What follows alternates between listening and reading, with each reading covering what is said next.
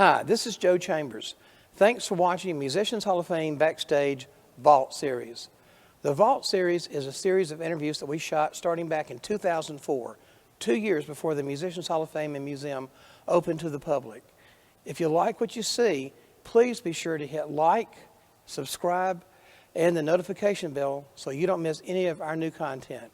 Thanks for watching. Today's guest is Buddy Killen. Buddy started at the very bottom of the music chain, moving up to Nashville from Muscle Shoals area in Alabama, North Alabama. He was a songwriter, he was a stand-up bass guitarist, played on the Opry.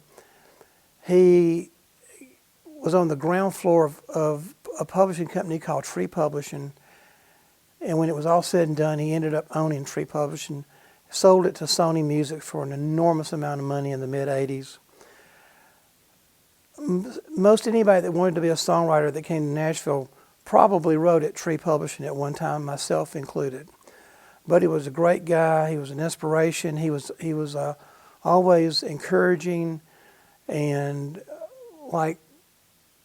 made you feel like you could make it too, just like he did. He was a really great man. Hope you enjoy it, Buddy Killen.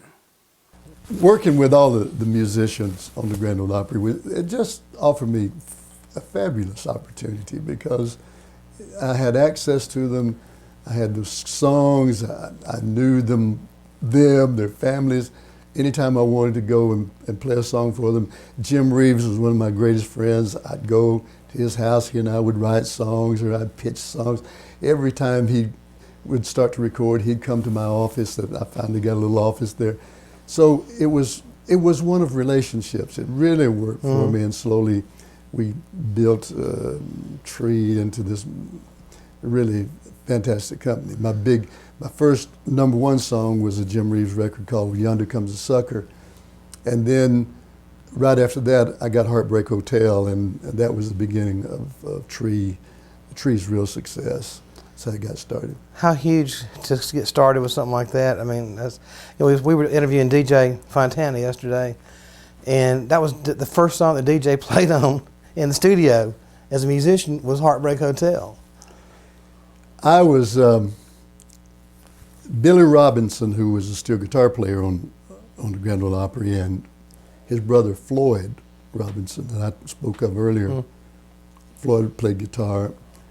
Billy called me one time and he said, how would you like to go down to Daytona Beach and play a little club down there for a couple of weeks? He said, the guy can't pay us any money, but he'll feed us, he'll give us a place to stay, and we can have 2 weeks of just laying on the beach during the day. And I said, that sounds great. And I was married to a girl named June Webb at the time, and we had a brand new little baby, and we both need to get away anyway. So I said, yeah, let's do it. So we go down to Daytona Beach, and I'm working in this club, and I look up one day, and there's Mae Axton. Mae lived in Jacksonville, Florida, and Mae she did some PR for Tom Parker and different people, and she had written some songs before, had a couple of hits that she had written. She's Hoyt Axton's mother. And so I said, how'd you know I was over here? So she said, well, you know you can't get away from me. Because she'd always look me up when she'd come to Nashville. So she said, I'm here to go see the Colonel. He's got a package over at the auditorium tonight. Would you like to go with me? I said, yeah, I'd love to. So, but I said, I can only stay just a little while. I have to get back to the club.